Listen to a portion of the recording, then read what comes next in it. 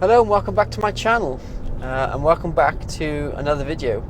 Now, surely by the name of the channel, etc., you know that my name is Josh, but I thought for the purposes of this video, my name is now going to be Giles, and I'm going to imitate or impersonate a posh person. Reason being, I'm in a Jag. Yes. So what do we have here? We have a Jaguar XJ, a 2012 model, a 3-litre turbocharged engine, producing 270 horsepower and 450 foot-pounds of torque. Yes, indeed. And it's very, very huge, because I drive a barge for the road. Yes. I'm going to start off with the interior. The interior is lovely. It's very, very laden in leather, and it has a lovely clock central to the dashboard, which is very nice. And it also has some lovely dash features here. We have some electronic displays instead of speedos. It's all, how do you say it? But anyway, it's lovely. It's laden in leather. The whole steering wheel is leather. The whole dashboard is leather. The side panels are made of rich mahogany, which is a very nice touch as well. Yes, it's a very luxurious car. A very big car as well. It's also very powerful. Like I spoke about earlier, it has a 3-litre turbocharged engine producing 275 horsepower and 450 foot-pounds of torque. Yes. Now, as you'd expect, as a slightly large executive car, or what I refer to as a barge, it's very comfortable. The car rides very, very well, like you're travelling on a cloud. What else does it have? Well, it has a dual clutch transmission, or paddle shift, if I may say, which is very, very good. Gears are instant. But it also has a sports feature, or I call it the Asbo feature. Yes, it's you simply turn this dial down here into sport, and all of a sudden the car wakes up. Hand-in increases, the throttle response increases as well, but also the engine note increases a bit. Now, it's a big car, and you'd expect not to handle very well, but quite contrarily, it handles like an A4. Handles very, very well, and it handles like a much smaller car, almost like a hot hatch.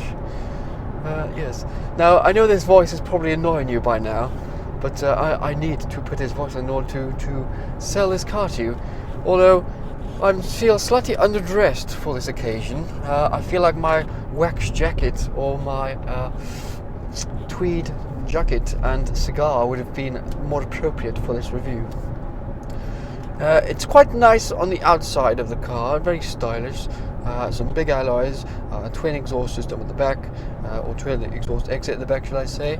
A very big car, like I said. I'm not entirely sure on the size, but I'll put it somewhere in the video, so you can refer back to it. Yes. But yes, it's finished in this lovely sort of gunmetal grey as well. And another thing to point out, this car has only done 54,000 miles. Now that is astonishing for a car that is mere 7 years old. Another thing to point out is its lovely clock, which I touched upon earlier. It's very, very nice and very luxurious. I think it finishes off the whole ambience in the car very nicely. And another thing as well to point out this car has is the Bauer & Wilkins sound system, which is sublime. It's utter fantastic. It produces the most fantastic feel, as if you're sat in a theatre watching it live. Yes, very, very nice sound system.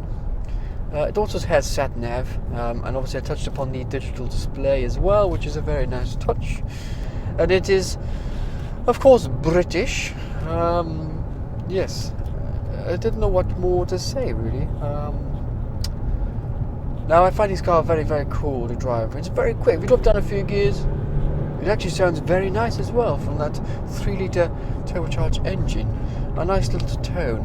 Now this is more of a grand tourer rather than a sports saloon. You travel across the globe in utter luxury.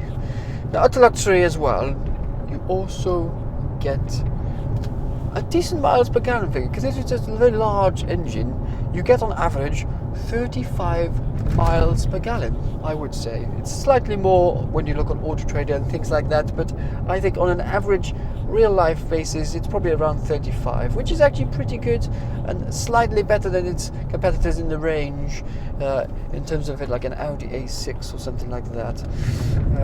But yes, another thing to point out, it's very wide as well. Very wide track, but like I said, it handles so well. The handling is very good. The brakes are also very good. You simply have to just caress them and they brake very nicely. Yes, the width of the car is a bit of a shock to the system. I'm not used to it.